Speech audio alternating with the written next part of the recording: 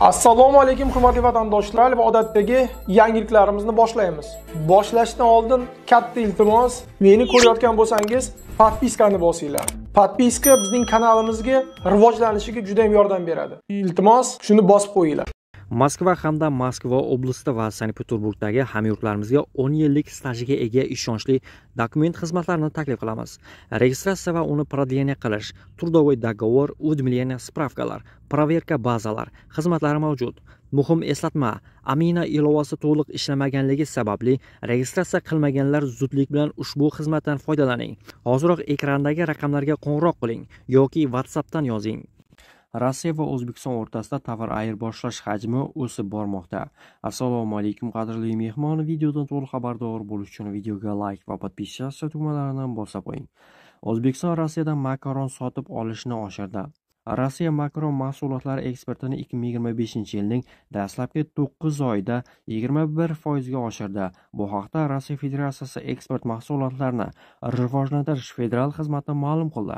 Qayd etilishicha, ushbu davrda Rossiya 154 million dollarlik makaron mahsulotlarini tashqi bozorlarga yetkazib bergan. Eksportning asosiy ulushi an'anaviy tarzda qo'shni davlatlarga to'g'ri keladi. Belarus 35% ulush bilan yetakchilik qilmoqda. Yil boshidan buyon ushbu mamlakatga 54 million dollarlik mahsulot jo'natilgan. Bu o'tgan yilning shu davriga nisbatan 43% ga ko'p. Eslatib o'tamiz, avvalroq O'zbekiston 2024-yilda Rossiyadan 34 million dollar qarz olgani haqida aytilgan edi. Rossiyaning aloqa, axborot texnologiyalari va ommaviy kommunikatsiyalarni nazorat qilish bo'yicha federal xizmati Roskomnadzor WhatsApp messenjeri mamlakatda butunlay taqiqlanishi mumkinligini ma'lum qildi. Agar messenjer Rossiya qonunchiligi talablarini bajarishdan bosh tortishda davom ettirsa, butunlay bloklanadi, deyiladi Roskomnadzor bayonotida.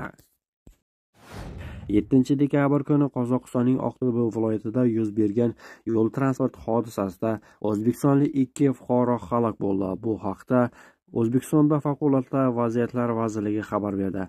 Qayd etilishicha, soat 08:57 da Oqto'ba viloyatidan o'tgan respublika ahamiyatiga ega avtomobil yo'lining 1028-kilometrida Perm-Toshkent yo'nalishida harakatlanayotgan Yutong rusumli avtobus yon tomonga arqa ag'darilib, yo'l transport hodisasi sodir bo'lgan. Oqibatda avtobusda bo'lgan 49 yo'lovchidan 5 nafari vafot etgan.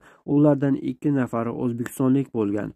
Xabarda aytilishicha, Favqulodda vaziyatlar vazirligi Qozog'istonning mas'ul vazirlik va idoralari bilan birgalikda ishchi guruh tuzgan holda YTH oqibatida vafot etganlarning O'zbekistonga olib kelish va ularning oila a'zolariga dafn marosimlarini o'tkazishda har tomonlama yordam ko'rsatish bo'yicha barcha zarur choralarni ko'rmoqda. Siyosiy maslahatchi Igor Dmitriyev o'z maqolasida O'zbekiston, Tojikiston va Qirg'izistondan kelgan mehnat migrantlari mavjud integratsiya qiyinchiliklarga qaramay boshqa mintaqalardan kelganlarga nisbatan sezilarli afzalliklarga ega ekanligini ta'kidlaydi.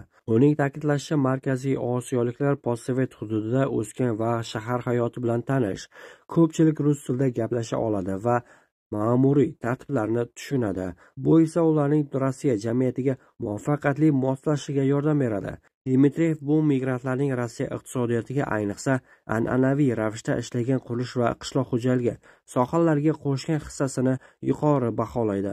U ular Rossiya iqlimi va ish muhiti bilan yaxshi tanish ekanligini va allaqachon ijtimoiy aloqalar o'rnatilganligini ta'kidlaydi. Shu bilan birga muallifning ta'kidlaganidek, Markaziy Osiyo migrantlarga qarshi axborot kampaniyasi fonida Afg'onistondan ishchi kuchini jalb qilish rejalari haqida xabarlar paydo bo'la boshladi. Dmitriyevning so'zlariga ko'ra, afg'on fuqarolarini o'qitish darajasi va integratsiya salohiyatini ancha pastligi jihatidan bunday niyatlar ko'plab savollar tug'diradi. Noqonuniy migrantlarni deportatsiya qilish bo'yicha eng ko'p buyruqlar O'zbekiston fuqarolariga tegishli 87. Boshqa davlatlar Qirg'iziston, Tojikiston, Turkmaniston, Armaniston, Ozarbayjon, Qozog'iston, Belarus, Gruziya va Moldova fuqarolari ancha kam deportatsiyaga uchraydi. Jami 45 ta.